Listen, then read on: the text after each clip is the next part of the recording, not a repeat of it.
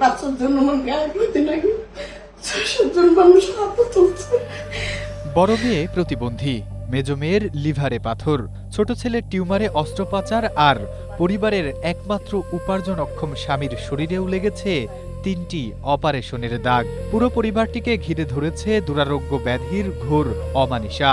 অন্যদিকে মা নিজেও বুক চেপে লড়ছেন জীবনের নানা ব্যাধি ও চরম অভাবের সাথে। জীবনের কাছে বারবার হেরে যেতে বসলেও সন্তানদের মুখে এক মুঠো আহার আর ঔষধ তুলে দেওয়ার আকুতিতে দিশেহারা। অবশেষে সেই মা হাজির হয়েছিলেন ঢাকা জেলার প্রথম নারী জেলা প্রশাসক ফরিদা খানমের অফিসে। আমার এই মেয়েটা প্রতিবন্ধী, কিছুই পৃথিবীর বুঝাইনি।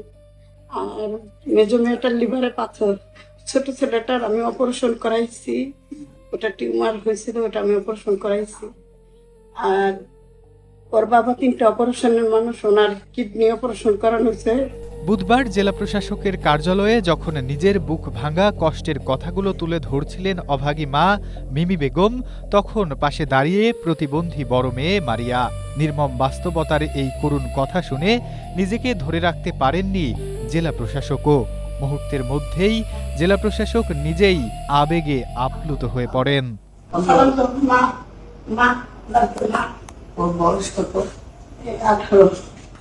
এমন হৃদয় বিদারক পরিস্থিতির মুখে কেবল প্রশাসনিক কর্মকর্তা হিসেবে নয়, একজন সংবেদনশীল মা হিসেবেই যেন সাড়া দিলেন জেলা প্রশাসক ফরিদা খানম। তিনি দৃঢ় কণ্ঠে জানান, সমাজের সবচেয়ে অসহায় মানুষের পাশে দাঁড়ানো শুধু পেশাগত দায়িত্ব নয়, এটি আমাদের পরম মানবিক দায়বদ্ধতা। তাৎক্ষণিকভাবে প্রতিবন্ধী মেয়ে মারিয়ার চিকিৎসার উদ্দেশ্যে তুলে দেন নগদ আর্থিক সহায়তা। একই সাথে আশ্বাস দেন ভবিষ্যতেও তাদের এই কষ্টের সময়ে পাশে থাকার। জীবনযুদ্ধে ক্লান্ত মিমি বেগমের কাছে এই ভালোবাসার হাতটুকু ছিল একেবারেই অপ্রত্যাশিত। আবেগ ধরা পড়ে তার কণ্ঠে, আর চোখের কোণে থেকে ঝরে পড়ে কৃতজ্ঞতার জল। আমি আমার 3টা বাচ্চা অসুস্থ, আমার স্বামী অসুস্থ। একদিকে রোগ শোকে তছনছ শরীর, অন্যদিকে আশ্রয়ের হাহাকার।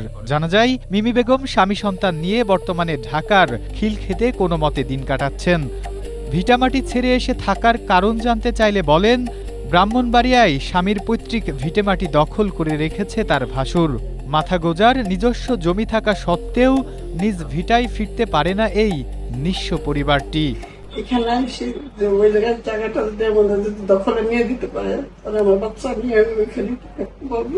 আমি 64% কত কয়েকজন পাইছে ওর বাবা, দখল করে তো আমার স্বাস্থ্য ব্যয়। জেলা প্রশাসকের এমন গভীর মানবিক স্পর্শ আর মমত্ববোধ সর্বত্র কুড়াচ্ছে প্রশংসা।